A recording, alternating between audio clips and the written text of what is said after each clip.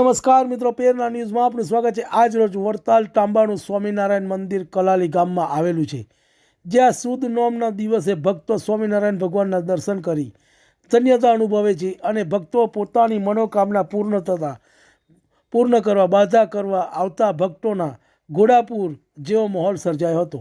Report Hasmukhbhai Thakor, bureau chief, Vadodara. તમને અમારા સમાચાર પસંદ આવ્યા હોય તો લાઇક, શેર, બેલ આઇકોન અને સબસ્ક્રાઈબ કરો।